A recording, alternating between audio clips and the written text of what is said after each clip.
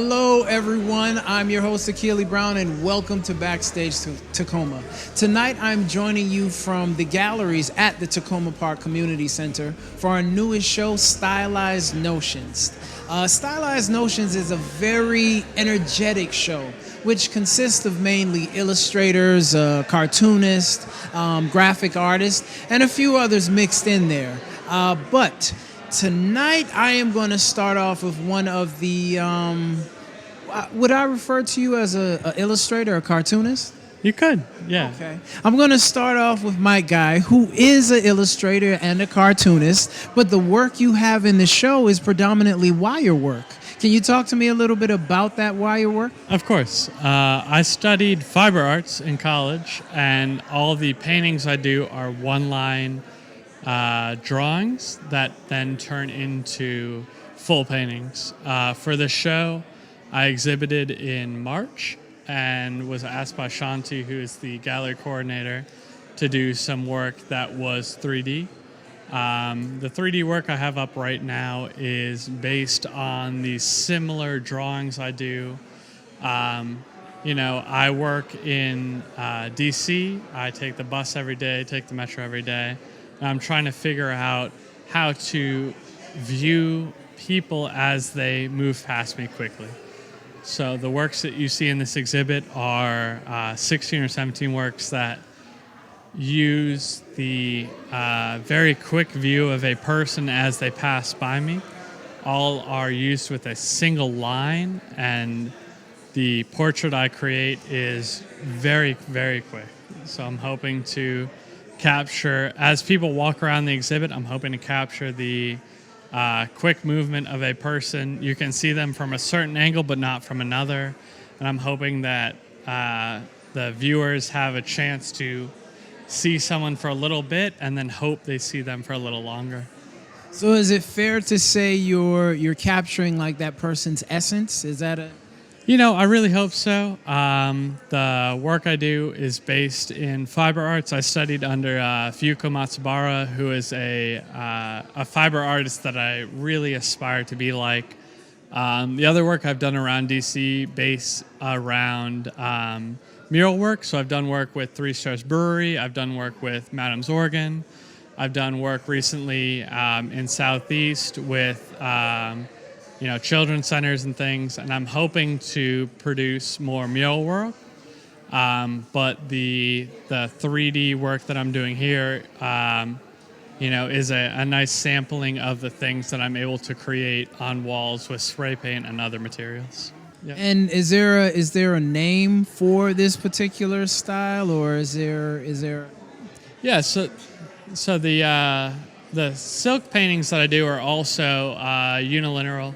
So they use one line throughout the whole painting. The wire sculptures are a thoughtful movement as I'm watching things happen. I am trying to create the sculptures that are here right now at the Takoma Park Art Center are called. I'm using the unilateral portraits as the name for them. But they might grow into a larger series. Right now I have 16 to 20 portraits up, but I'm hoping to grow the series to, up to 50 portraits. Which is a lot. It's a couple, yeah. And now these works are for sale, yes? Of course, yeah, all works are for sale. I'm also hoping to branch out into further works if people are looking for mural work or further 3D portrait work. I'm always around. I've done work with WeWork. I've done work with Three Stars Brewing, Madam's Organ. I've worked with DC Vote, all types of companies around DC. If anyone's looking for me, MikeGuyStudio.com. I've got a lot of work on there. I'm around. Let me get that website one more time, please. MikeGuyStudio.com. If people are looking for me, I'm at the Phillips Collection, which is just in DuPont, Monday through Friday. I'm all the time. All the time, Art, all the time. Appreciate your time, Mike. Thanks a lot. Thank you.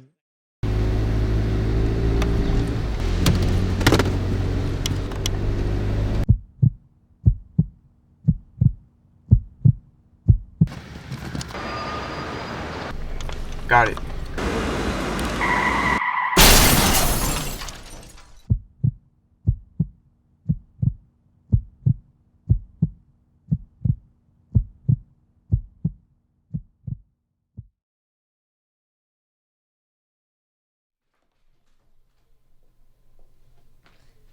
Grandma, she's here! Grandma! Okay, I'm ready.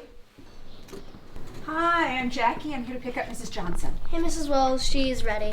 Mrs. Wells, thanks for coming. Oh, you're welcome. I'm glad you called the village at Takoma Park. Okay, let's go. The Volunteer Ride Program is one of the services offered to seniors who cannot drive themselves and who are members of the village of Takoma Park.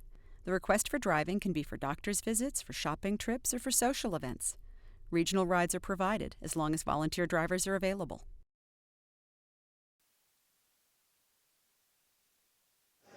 Hey everyone, I am now speaking with Carolyn Velovsky, who is a member of the artist organization Cartoonists Draw Blood. Now, I want to bring everyone in on a question that I had asked Carolyn a little bit earlier. Does it matter if someone refers to you as an illustrator or a cartoonist or a graphic artist? Does that actually make any difference to you and your work? It all works for me. Artist kind of like encompasses everything. So I have worked even in motion graphics and some film and all that, but I generally say I am an artist because that encompasses so many things. But if you want to get technical about it, I can also be a cartoonist or an illustrator, so many things, a visual artist as well. So yeah, it works for everything. So the work you have here in the show today is beautiful, by the way, is exquisite. I'm a big fan of yours. But is there one that kind of is, I guess, more of a number one or sort of rises to the top as far as motion graphics or illustration work or cartooning or anything for you? Well, I do have a Curls comic strip, and it's actually already sold during installation. So I was able to switch it out with the same image and just reframed so that I can maybe sell another one. So I feel like that's doing really well so far. And Curls is my comic strip, and it's a web comic, and it updates weekly right now. And it's online at curls-studio.com/curls. Can you give us a general idea of what it's about? Yes, it's about a girl named Curls, and she lives in this world where she's stuck in a comic strip with a whole bunch of animals and a giant piece of toast. Okay. So it's there is some it's based in real life, but there is definitely some fantasy elements and wacky stuff going on there. What was the inspiration for the comic strip? Well, it started in college. I was at Virginia Commonwealth University in Richmond, and I saw an ad in the school paper, and it was like, we're looking for a cartoonist. And I was like, hey, I've always wanted to do this. I've always drawn cartoons. I just didn't realize that you could be published, I guess. Like I didn't realize that there was that much of an opportunity. So I put together 4 strips like really quick. It was just like this instant thing. And I got it to the editor, and they were like, okay, you're on. So I started producing it twice a week, and it's kind of just took off from there. And then of course, at that time, the web was starting up too. And so now everything is online, and I started releasing that to the whole universe and not just the school paper. And so that started in college, Yes. meaning you had never done it before that. I have drawn cartoons like in my parents' basement type deal, so it wasn't like at that level yet of exposure from other people.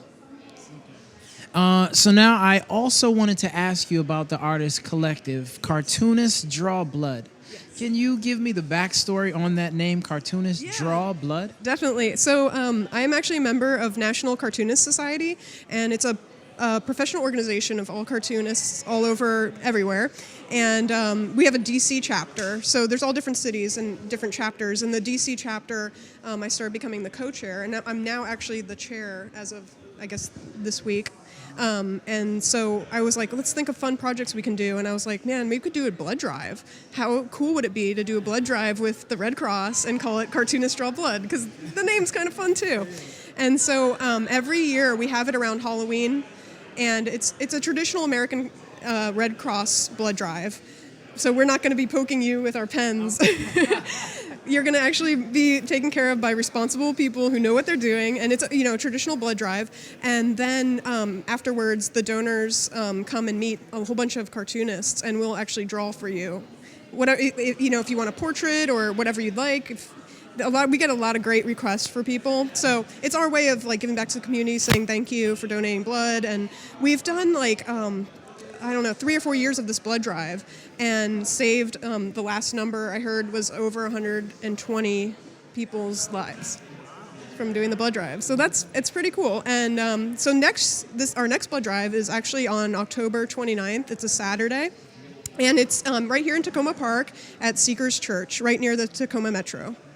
Is there a website or anything like that? Yeah, you can just straight up Google Cartoonist Draw Blood and find out all the info on there. And we also have a Facebook group, Cartoonist Draw Blood. All right, thank you very much for your time.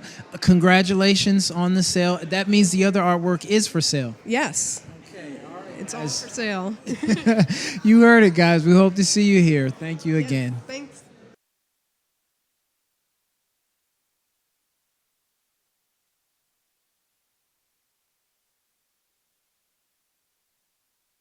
I'm now speaking with Jake Warrenfelds, who is also a member of the Cartoonist Draw Blood Art Collective. Yeah, absolutely. I wanted to comment on your work first. I really love your work. It has a very, you're welcome. It has a very graphic novel nature to it. I'm a fan of graphic novels, so yeah. Yeah, me too. Is that purposely? Yeah, I think since I was about 13, I wanted to be a comic book artist. And so at 13, is that when you actually started creating? Is that when you really got serious about it, or was it still just kind of hop? It wasn't until about 10 years ago when I moved to the DC area. I met a bunch of people downtown that were also interested in like creating comics, but really didn't know what we were doing, or some people had more experience.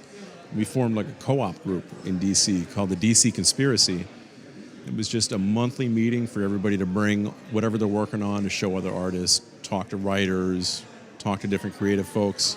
And then eventually we collaborated on projects together. We published books together. Now we publish like a biannual comic book newspaper in DC called the Magic Bullet. Twice a year we give away like 7,500 copies of this newspaper at Metro stops. It's great. You say it's the Magic Bullet? The Magic Bullet, yeah. Look for it at any cool shops in DC or at your local Metro shop. Is there any website or anything like that? Bullet, magicbulletdc.com, I think, or dcconspiracy.com will get you there. Yeah. So how'd you get involved with Cartoonist Draw Blood? Well, Carolyn, who started the Cartoonist Draw Blood initial event that was at Takoma, was it 2 years ago, I think, for the blood drive. She's also a member of that group. We'd worked together and done a lot of tabling at conventions together. And when she asked me if I wanted to be involved in this. I lived in Takoma Park. You know, this was my home for a long time. So I was really excited to be able to do something right here in my town. You know, it was great. And as far as upcoming shows or things of that nature, anything planned yet, or just kind of taking it as it comes? I'm actually working on a project right now with some people to work on a board game. There's a board game, totally different kind of avenue for my art, but it sounds like fun. It sounds like a lot of work. You know, painting and drawing like cards and the board and whatnot. But why not? How'd the idea for a board game come up? I would think maybe do another comic or maybe even an animation or something like, but a board? Somebody that had seen my work in another book had reached out and was like, hey, I think that your work would be great for this project. What do you think about Cthulhu? Or what do you think about doing a horror-based board game? Well, that sounds great. That sounds like fun. I've never done it before, so I'm always down for something new. Yeah. And as far as the work that you have in this show here, are there any general themes? I mean, besides just the visual appearance of the work, are there any particular themes that may run through your pieces?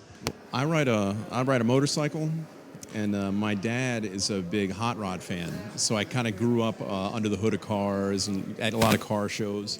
So if you look at my pages that are up, you'll see like cars and motorcycles. Like I am turned into like the vehicle guy. If you want to have a motorcycle in your comic, I'm probably the guy you're going to talk to about drawing it. Yeah. Thanks for your time, Jake. Take care. Great.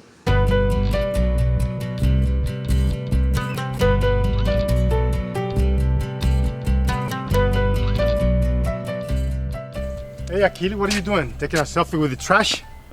Basically, I'm taking a picture of the trash so I can send it with the app. The app? Yeah, MyTKPK, the Takoma Park mobile app. MyTKPK. Basically, the app allows you to make a request or send a report to the city for any type of maintenance or, in this case, cleaning up trash. Here, let me show you. I'll take a picture, send it with the app, and like that. Now the city can come and clean it up. Then can I report the street light in front of my house? It has been out for several weeks. Of course. You can also go to the city's website, tacomaparkmd.gov/mytkpk.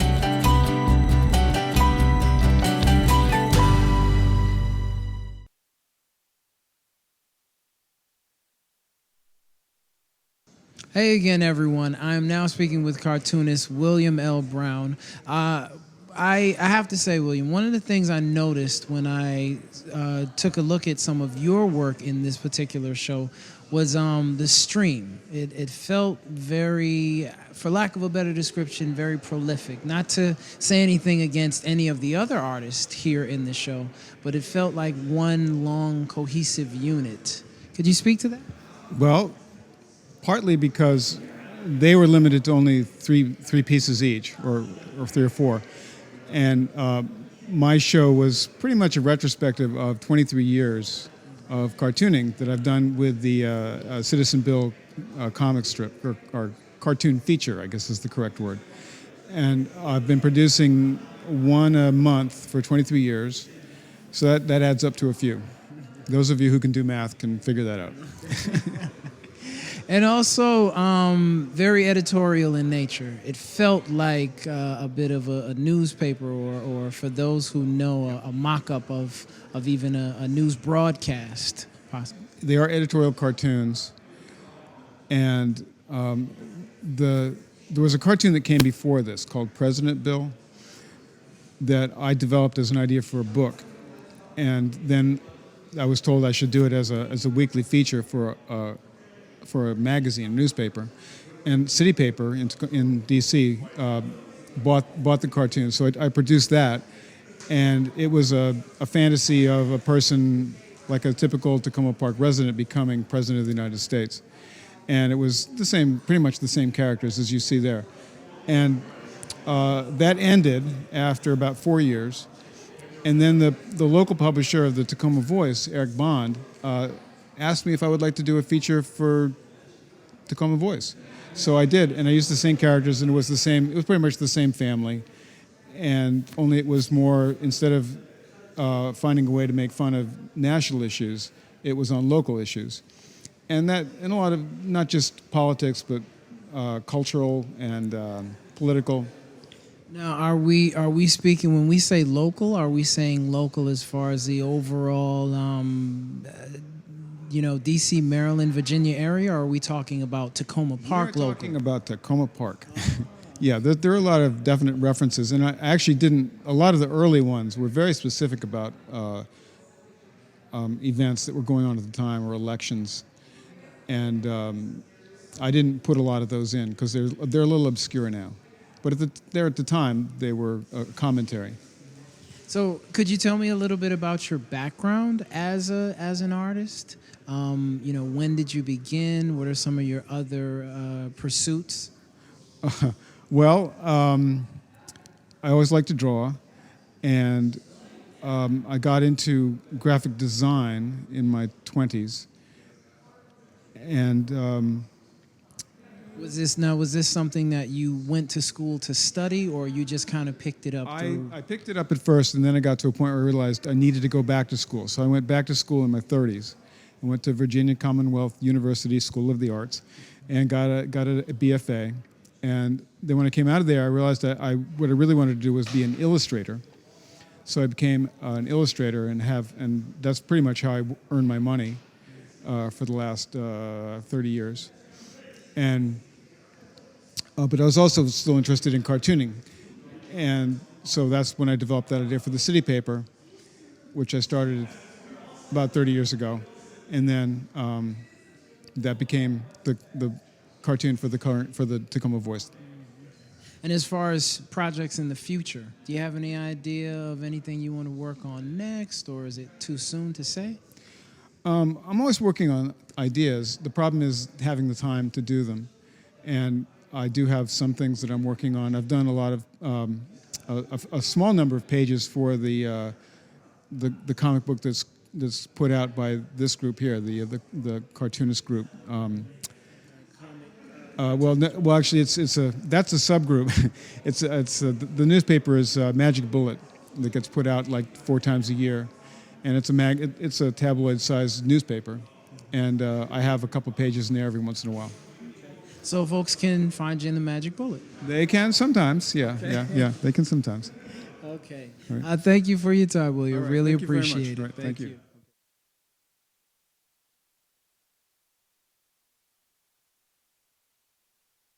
Welcome back, guys. I am now speaking with Eric Gordon. Eric, I need to start off with the question, how did you come up with Batpocalypse? So I'm a big environmental person. I'm really green. And so one of the things that's been going on with the bats in America, in North America at the moment, is there's a big die-off, and so it's just something I was really interested in. I've been researching, been reading about it, just general knowledge sort of stuff. And as a participant in local comics in DC, I get these opportunities to do projects from time to time that really fit with my interests. So I just really wanted to talk about sort of what would a world be like without bats, and are there other animals that could potentially step up and do the job that the bats do in helping to cut down on insects and doing the pollinating and all that, and sort of have some fun with it at the same time. So, that's it. Okay. Yeah. When I first saw it, before I even actually started reading and really taking it in, I really thought and hoped it was a Batman crossover of some sort. But that would be fun. The environment is just as good a cause. Yeah. Now, I want to read something for you, and I'm hoping that maybe you can kind of break it down for me and also for the folks at home. So it says here, Eric makes mini comics, zines, paintings, and creeps. Now, would you be able to, or could you kind of break that down for us to let us know? I mean, sure. I think most of us know what paintings are, but the others, mini comics, zines, and creeps? Sure. So mini comics are sort of what it sounds like, comic books, what you traditionally think as a comic book, but very small, and usually 8 pages, maybe 16. They're meant to be sort of pocket size. They're meant to be very easy to digest, and then also to send to a friend in the mail. That's just something I've just been doing for a bunch of years and just really enjoy doing them. You can still tell really extensive stories and do a lot of awesome artwork, but they're kind of a little bit more fun and quick. The zines are also small press, usually limited to maybe 100 copies, and I print them myself, and they can be about just about anything. Probably the most famous sort of zine is fan zines. Hey, I'm a big fan of such and such a band, and so is my buddy. We're gonna write about it. So I've done a lot of zines about art, a lot of zines about pop culture, do a lot of zines about vinyl and records, and the most recent zine I did is about noodles, ramen noodles. And just whatever strikes you. It's the same idea, it can be real small and easy to share, and if you're passionate about it, you can get some friends to help you out with it, and it's a lot of fun. And there's actually, DC has a zine fest every year, and it's actually July 23rd. Coming up really quick. Yeah, and it's a great festival, and it's probably one of the better ones in the country. Okay. You said that's... back that up with. It's just great. It's a lot of fun. Mm-hmm. Okay, and then the other one was Creeps? And so Creeps, basically the idea with Creeps is I do a lot of sketching wherever I go. I always have a sketchbook with me, and so I'm often sketching on the bus or the metro or cafes, restaurants, wherever I'm at. And I'm not usually asking for permission. I'm just sort of passing the time by sketching people that are in the room. And if you're staring at someone for long enough without them knowing why you're looking at them, eventually they start to look at you for a second and like, why is this person looking? And they can get a little unnerved. And so the joke on myself is the idea that I'm accidentally creeping someone out. But but it's just kind of a joke. That I just love to sketch, and I just sketch people wherever I go, and from time to time I might creep someone a bit. Yeah. It took me a second. It took me a minute to catch on to where it was going with the creeps. Okay. Yeah, so the idea, the whole thing was with DC Creepers is that I'm not the only one that does this. There's a lot of artists out there that just sketch incessantly, like just love to draw, and so you go everywhere you go, and you sketch, whatever's around, and I just think there's something to that. You're not trying to really offend or upset anyone, but like just sketch where you go, and it's great. I love it. It keeps me real fresh, and whenever I'm ready to do a painting or a more large-scale project, I'm always like really fresh and ready to go because I'm creeping wherever I go.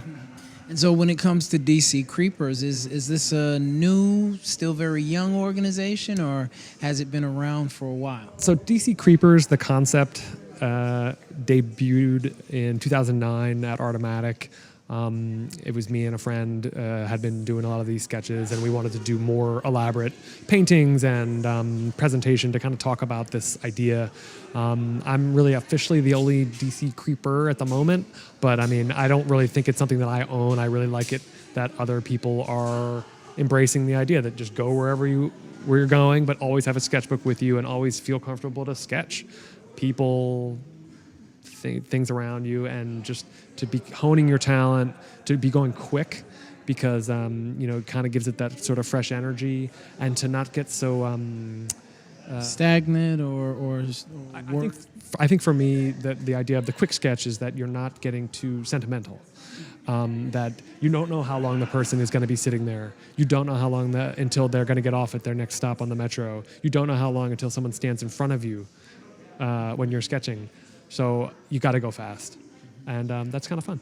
So it's definitely open to the public, or people want to come out and... I think people should creep as much as they feel it. You got a website? Yeah, it's dccreepers.blogspot.com. I appreciate the time, Eric. Thank you. All right, thanks.